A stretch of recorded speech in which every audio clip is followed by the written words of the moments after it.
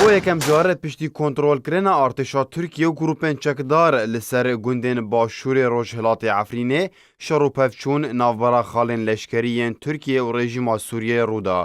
Li gorî dereke taybet nêzik ji bûyerê ji arkera ragihand godoh 28 heyva yazdan şer û pevçûn di navbera artêşa Tirkiye û grûpên çekdar de li aliyek û artêşa rejîmê li gundên Çiyayê Lêlûn û devera Şêrawa li Başûrê Rojhilatê Efrînê rûda û şer û pevçûn ta danê sibehê derdora demjimêr 4 berdewam kir.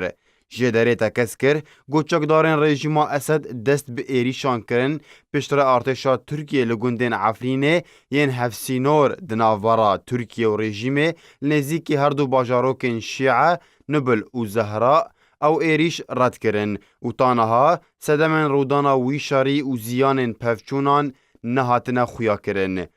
Li gorî şopandina dezgeha Arkê got ew pevçûn yekem şer di navbera Tirkiye û rejîma Esed li wan gundan rû didin.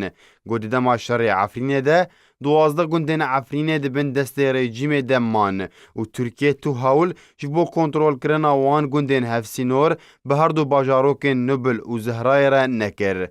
Artêşa Tirkiye di 18 meha Adarê de navenda bajarê Efrînê kontrol kir. Anku piştî 58 rojan ji şer û pevçûnan di navbera Tirkiye û çekdarên PYD û piştre bi 6 rojan anku roja 6 û 4 de hikûmeta Tirkiye bi fermî kontrolkirina Efrînê ragihand.